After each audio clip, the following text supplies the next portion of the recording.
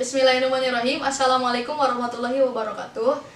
Saya Zihan Mufriha dari kelas PI 3A. Di sini saya akan membacakan hadis, di mana hadis tersebut terdapat pada Riyadhus Shalihin.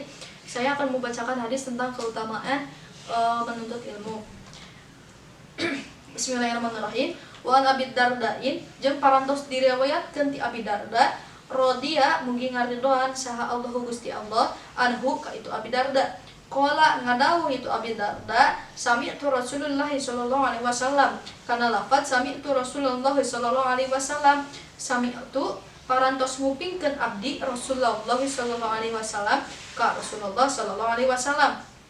Yaqulu barina ngadawuh eta Rasul, man ari saha jalma salaka anu menempuh tariqon kana jalan ya batagi anu neangan itu man fihi dina tariqon ilman kana ilmu sahalan maka pasti ngagampangkeun saha Allahu Gusti Allah lahu pikeun man tariqon kana jalan ilal jannah ka surga. Wa innal malaikata jeung sayaktosna pirang-pirang malaikat latadau yakin bakal nendeun atau nyimpen eta malaikat al ijnihataha kana jangjang atau sayapna malaikat litolibil ilmi pikeun jalma anu milarean ilmu ridon kalawan ridho bima kusabab perkara sonaa geus migawe eta eman kana ma wa innal alima jeung sayaktosna anu berilmu layastagfiru yakin bakal pamentakeun hampura lahu pikeun itu alimun man eta makhluk fis samawati tetep eta makhluk di pirang-pirang langit waman jeung makhluk fil ardi tetep itu makhluk di bumi hatal hitanu fil mai sehingga lauk gede anu dicai. Wa fadlul alimi jeung keunggulanana jalma nu berilmu alal abidi ka jalma anu ibadah ka fadlil qamar eta tetap sapertikeun anggulanana eta bintang eta bulan ala sairil kawakib kana saksesana tina pirang-pirang bintang. Wa innal ulama jeung sayatosna ulama atau jalma anu berilmu warasatul anbiya eta warisan para nabi. Wa innal anbiya jeung sayaktosna pirang-pirang nabi lam yuwarisu eta tengah warisan nabi dinaron kana dinar wala dirhaman jeung tengah warisan kana dirham. Innama warasu fastina hungkul ngawariskeun itu anbiya al ilma kana ilmu.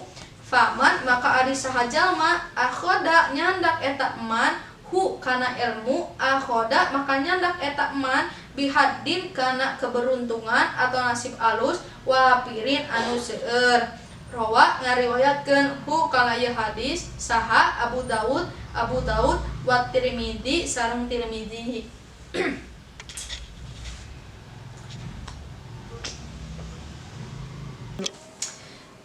Jadi penjelasan dari hadis ini adalah man salaka tariqon yabtagi fihi ilman sahalallahu lahu tariqon ilal jannah.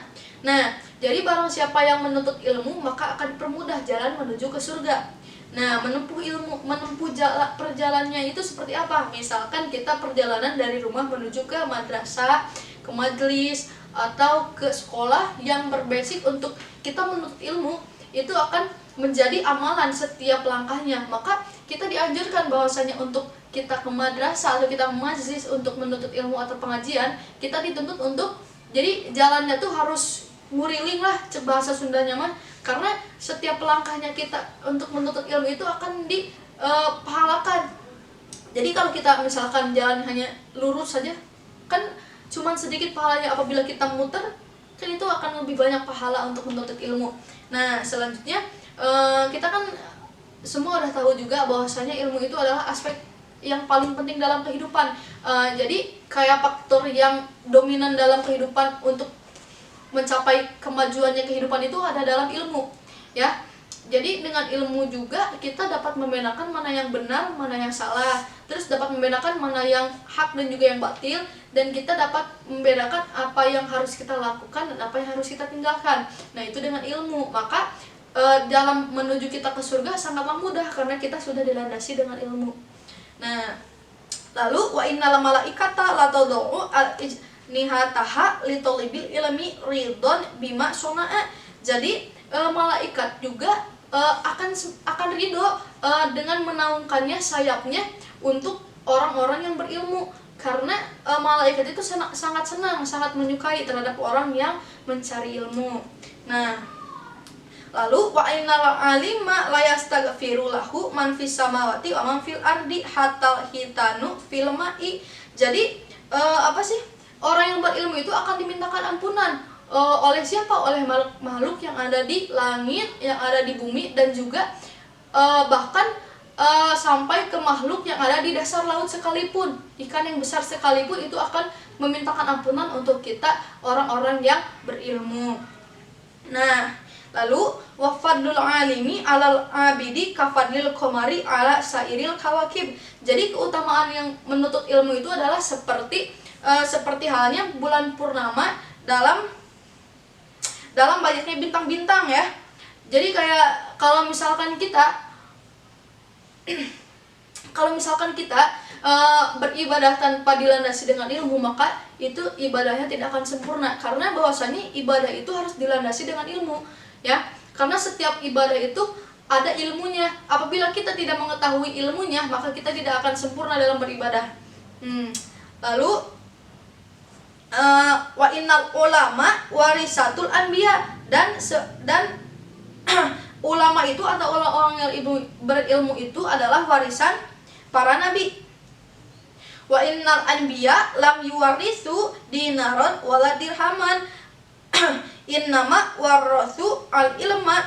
Jadi para nabi itu tidak mewariskan dinar, dirham. Jadi dinar dan dirham itu adalah seperti hartanya pada zaman dahulu, pada zaman nabi. Nah, mereka itu tidak mewariskan semuanya kepada umat-umatnya, tetapi mereka mewariskan apa katanya?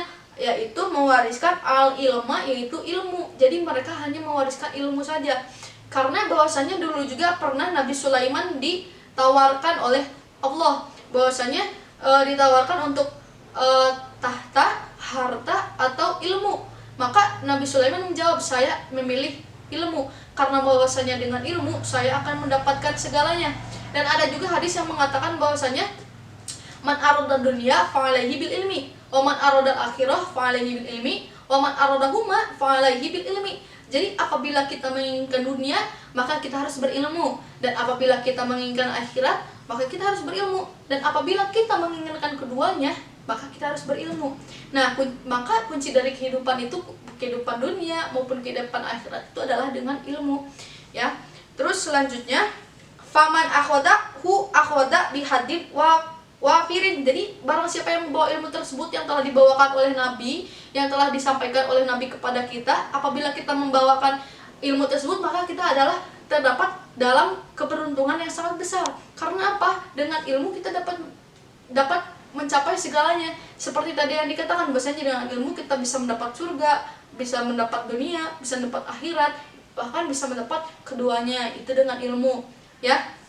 Jadi kesimpulan dari hadis ini bahwasanya kita dituntut untuk wajib menuntut ilmu, dan juga dengan ilmu kita dapat dimudahkan untuk jalan ke surga, dan juga kita dimintakan ampunan oleh siapa? Oleh makhluk yang ada di langit dan ada di bumi. Dan juga keutamaan orang yang berilmu dengan beribadah itu adalah sebagaimana sempurnanya bulan purnama dibandingkan dengan dengan banyaknya bintang-bintang. Dan juga orang yang menuntut ilmu itu ada dalam keberuntungan. Orang yang berilmu itu adalah keberuntungan, karena dengan ilmu kita akan mendapatkan semuanya.